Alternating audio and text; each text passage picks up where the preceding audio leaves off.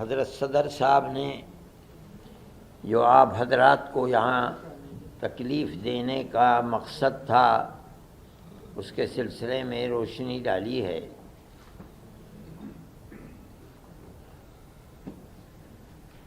مسلمان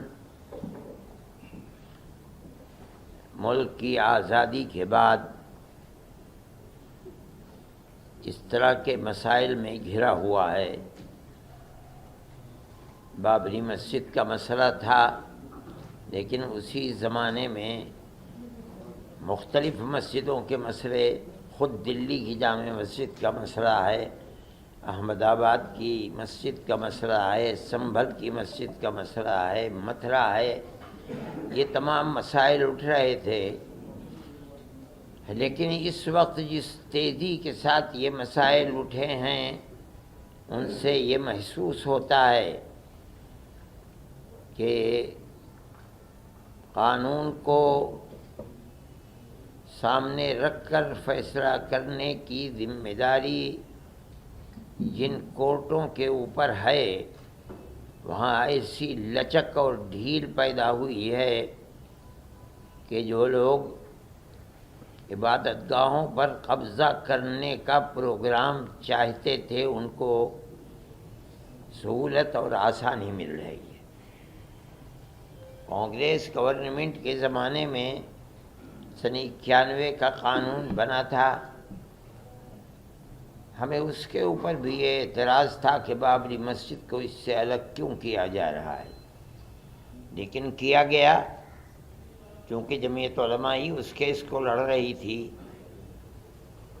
اور ہم پوری قوت کے ساتھ جو بہتر سے بہتر وکیل تھے ان کو سامنے لا کر ہم نے اپنے دعوے کو پیش کیا، اور ہم بار بار یہ بات کہتے تھے کہ ثبوت اور شواہد کی بنیاد کے اوپر، یعنی قانونی دلائل کی بنیاد پر جو فیصلہ سپریم کورٹ کا ہوگا ہم اسے قبول کریں گے۔ سپریم کورٹ کا ایک فیصلہ کہ مسجد اپنی جگہ ہے، کسی مندر کو توڑ کر نہیں بنائی گئی، یعنی جہاں بابری مسجد ہے وہ رام جنم بھومی نہیں ہے، یہ فیصلہ کورٹ نے دے دیا سپریم کورٹ میں۔ یہ دلیل تھی، سروے ہوا تھا، سروے سے ثابت ہوا کہ یہاں کوئی دوسری عمارت نہیں تھی۔ لیکن ایک دوسرا فیصلہ کہ ہم یہ مسجد اکھاڑے کو دیتے ہیں، اس کی کوئی دلیل، کوئی ثبوت، کوئی شواہد نہیں ہے۔ سپریم کورٹ کے اس فیصلے نے، آپ خود دنیا کو دیکھیں، ملک کو دیکھیں، اس فیصلے نے کہ ہم عقیدت کی بنیاد پر اس مسجد کو توڑوا کر کے ہم اکھاڑے کو دیتے ہیں، اس نے جو راستہ دکھلایا ہے، اس راستے دکھلانے کے بعد پھوٹ پڑے ہیں مسائل کہ اس مسجد کو بھی لو، اس مسجد کو بھی لو، اس مسجد کو بھی لو، اس کے اوپر بھی۔ اس کا مطلب ہے کہ قانون کے راستے کے اوپر چلنا جو کورٹ کا امتیاز تھا، صرف بابری مسجد کے فیصلے نے ایک راستہ دکھلایا کہ نہیں، ان تمام قوانین اور قواعد کی لائبریریوں کو، ان کی کتابوں کو آگ لگاؤ،